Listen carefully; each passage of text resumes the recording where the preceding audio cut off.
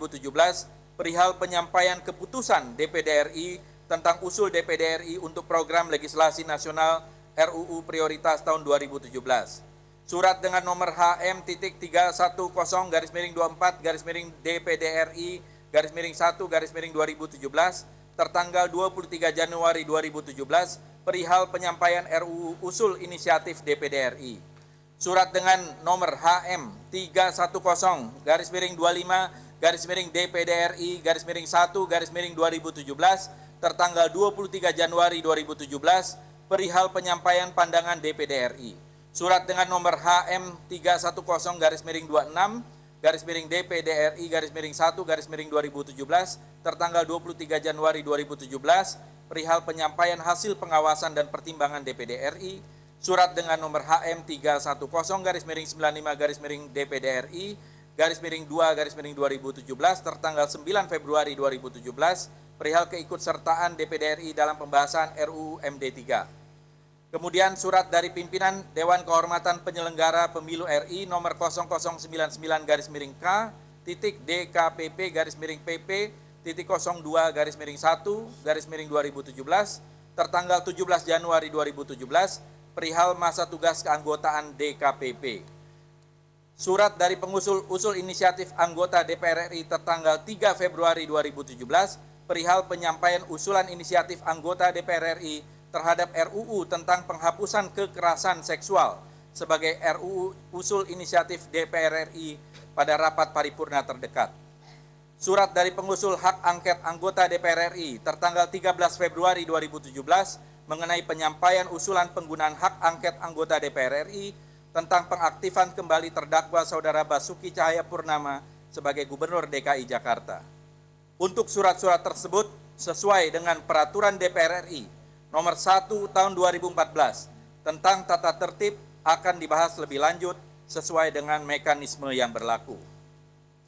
Sidang Dewan yang kami hormati, mari kita masuki acara pertama rapat paripurna Dewan hari ini, yaitu laporan pimpinan Komisi 11 DPR RI. Pimpinan Mokhtar Tompo, pimpinan, sebelum memasuki acara. Oh ya, silakan Pak Mokhtar. Terima kasih pimpinan. Assalamualaikum warahmatullahi wabarakatuh. Yang terhormat pimpinan rapat paripurna DPR RI, segenap anggota DPR RI, hadirin sekalian yang sama berbahagia. Lewat rapat yang terhormat ini, saya ingin menegaskan kepada kita semua bahwa walaupun Bapak Cepi Hakim sudah mengundurkan diri dari jabatan Presiden Direktur PT Freeport Indonesia, tetapi masalahnya dengan saya belum selesai. Saya juga ingin menggunakan kesempatan ini untuk menyampaikan sikap saya terkait sikap arogansi PT Freeport Indonesia dan sekaligus menjadi penyelesaian masalah di Freeport Indonesia. Sengaja saya memberi judul Indonesia Menggugat untuk menghidupkan kembali spirit Bung Karno puluhan tahun silam. Kala itu 18 Agustus 1930, Soekarno membela diri di hadapan sidang Lenrat di Bandung dengan membacakan Indonesia Klait An atau Indonesia Menggugat ketika usianya masih 29 tahun. Salah satu kutipan dari pidato Indonesia Menggugat Bung Karno yang sangat menggetarkan, yaitu, sekarang tibalah saatnya kita benar-benar mengambil nasib bangsa dan nasib tanah air di dalam tangan kita sendiri. Hanya bangsa yang berani mengambil nasib dalam tangannya sendiri akan dapat berdiri dengan kuatnya. Kutipan itu sangat relevan bagi para pemimpin bangsa hari ini ketika kita diperhadapkan dengan arogansi yang ditunjukkan oleh Freeport, salah satu perusahaan tambang asing yang telah mengeksploitasi sumber daya alam di Papua sejak 1967. Lebih dari 2,6 juta hektar lahan sudah dieksploitasi, termasuk 119.435 hektar kawasan hutan lindung dan 1,7 juta hektar kawasan hutan konservasi. Hak tanah masyarakat adat pun ikut digusur. Sebagai daerah penghasil tambang emas, tanah Papua mampu mendulang keuntungan 19 juta US dollar atau setara 114 miliar rupiah per hari untuk Freeport Indonesia. Dari hasil eksploitasi itu, setiap hari rata-rata perusahaan raksasa dan penyumbang terbesar industri emas di Amerika Serikat itu mampu meraup keuntungan 114 miliar rupiah per hari. Jika keuntungan tersebut dikalikan 30 hari, keuntungan Freeport mencapai 589 US dollar juta atau sekitar 3,5 triliun per bulan rupiah. Tinggal dikalikan saja dalam 12 bulan, keuntungan Freeport mencapai 70 triliun per tahun. Berdasarkan laporan kontrak karya antara pemerintah Indonesia dengan PT Freeport yang berlaku sejak Desember 1991 hingga sekarang, sudah 25 tahun, kontribusi perusahaan tambang itu ke pemerintah Indonesia ternyata hanya sekitar 214 triliun US dollar. Artinya, Freeport hanya memberikan kontribusi 8 triliun rupiah per tahun untuk pemerintah. Menurut Menteri SDM, jumlah itu jauh lebih kecil dari sumbangan tenaga kerja Indonesia yang bekerja di luar negeri yang menyumbang 144 triliun pada tahun 2015. Jauh lebih kecil pula dibanding pendapatan negara yang berasal dari cukai rokok yang setiap tahunnya menyumbang 139,5 triliun rupiah. Demikian pula pemasukan dari PT Telkom yang mencapai 20 triliun rupiah per tahun. Produk domestik bruto atau PDRB regional Mimika 90% yang diklaim itu dan 37% PDRB Provinsi Papua dari Freeport, tenaga kerja lokal yang sedikit direkrut dan sangat sedikit masuk dalam jajaran komisaris dan direksi serta manajemen Freeport, pemberian fasilitas yang sangat kurang, semuanya tak berbanding lurus dengan keuntungan yang diraup oleh PT Freeport Indonesia. Masyarakat Papua hanya jadi objek selama ini, tidak menjadi subjek yang penting.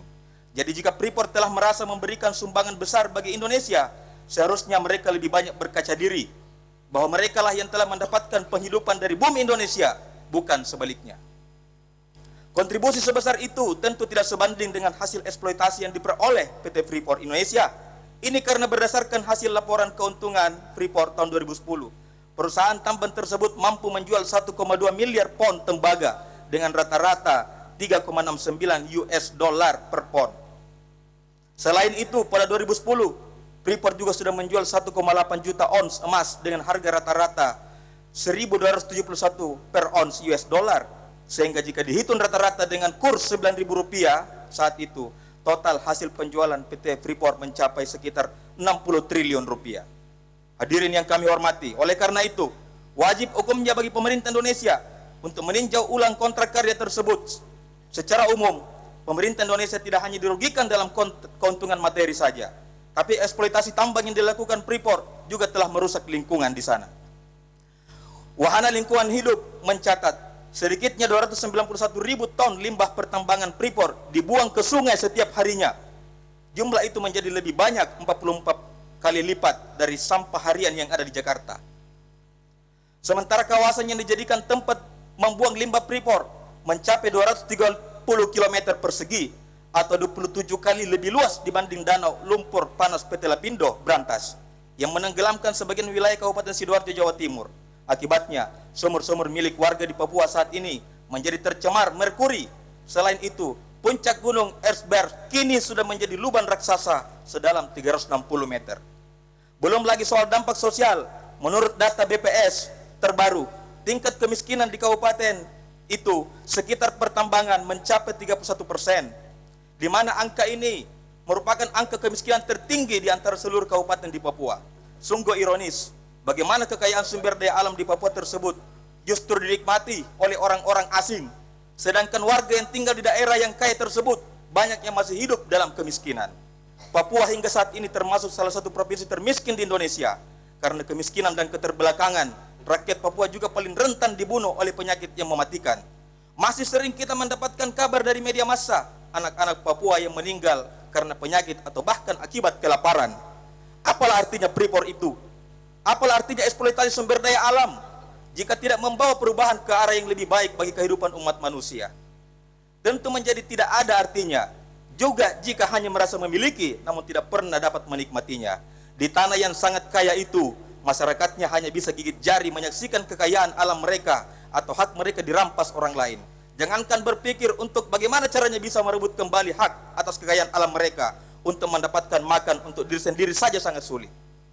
Sebenarnya, jika kita merujuk pada konstitusi, dikuasainya tambang tembaga, perak, dan emas di Papua oleh pihak asing, tidak sesuai dengan amanat pasal 33 Undang-Undang Dasar 1945 ayat 2 dan 3. Pada ayat 2 dinyatakan bahwa cabang-cabang produksi yang penting bagi negara dan yang menguasai hajat hidup orang banyak dikuasai oleh negara. Selanjutnya pada ayat 3 dinyatakan bumi, air, dan kekayaan alam yang terkandung di dalamnya dikuasai oleh negara dan dipergunakan untuk sebesar-besarnya kemakmuran rakyat. Menurut Mahkamah Konstitusi, kedua ayat tersebut dapat ditafsirkan bahwa rakyat Indonesia secara kolektif memberikan mandat kepada negara untuk mengadakan kebijakan, tindakan, pengurusan, pengaturan, pengelolaan, dan pengawasan cabang-cabang produksi yang penting bagi negara dan atau yang menguasai hidup hajat orang banyak untuk tujuan sebesar-besarnya bagi kemakmuran rakyat. Sebagai perusahaan yang bergerak di bidang pengelolaan sumber daya mineral, Freeport Indonesia juga seharusnya patuh pada Undang-Undang Nomor 4 Tahun 2009 mengenai pengelolaan mineral dan batu bara. Berdasarkan undang-undang tersebut, Freeport seharusnya telah mendirikan smelter dan juga tidak lagi mengekspor mineral dalam bentuk konsentrat. Namun pada kenyataannya, tidak satu pun dari poin di atas yang diupayakan oleh PT Freeport Indonesia. Musuh terbesar bangsa saat ini adalah neokolonialisme. Semangat nawacita pemerintah Jokowi JK dengan etos revolusi mental adalah senjata untuk menegakkan harga diri bangsa. Mungkin neokolonialisme lah yang merusak tatanan politik, ekonomi, dan sosial bangsa hingga sekarang ini. Di bidang ekonomi, neokolonialisme menempatkan ekonomi Indonesia sebagai penyedia bahan baku, tenaga kerja murah, pasar bagi produk negara maju, dan tempat penanaman modal asing. Akibatnya, ekonomi Indonesia hanya berorientasi eksploitasi sumber daya alam semata dengan orientasi dijual dalam bentuk bahan mentah di pasar global. Itulah potret kita di hadapan PT Freeport Indonesia. Pemerintah Indonesia sebenarnya sudah sering bersikap lunak terhadap mereka. Sayangnya mereka tidak menunjukkan komitmennya selama ini dalam melaksanakan peraturan yang ada. Sifat lunak pemerintah kepada Freeport selama ini dapat membuat perusahaan-perusahaan asing lain yang ingin atau melaksanakan kontrak di Indonesia menganggap remeh peraturan dan perjanjian yang ada. Oleh karena itu, menurut kami, kerjasama dengan Freeport Indonesia tidak perlu diperpanjang lagi. Yang perlu adalah mulai dipersiapkan. Pemerintah harus mempersiapkan alih kelola perusahaan Freeport kepada BUMN. Sudah selayaknya PT Aneka Tambang atau PT Antam sebagai BUMN pertambangan Indonesia mengambil alih pengelolaan tambang yang dikelola oleh Freeport. Selain sudah mampu dari segi pendanaan, Antam juga dianggap sudah berpengalaman dalam pengelolaan mineral. Ini penting dilakukan untuk mempercepat mimpi masyarakat Papua untuk hidup sejahtera dengan memberikan mereka porsi pembagian yang terbesar dari keuntungan yang diperoleh, juga kesempatan untuk menempatkan putra-putri terbaik Papua dalam jajaran penting dalam perusahaan yang akan mengelola tambang itu dalam jangka waktu yang akan datang. Terima kasih pimpinan, terima kasih banyak. Assalamualaikum warahmatullahi wabarakatuh.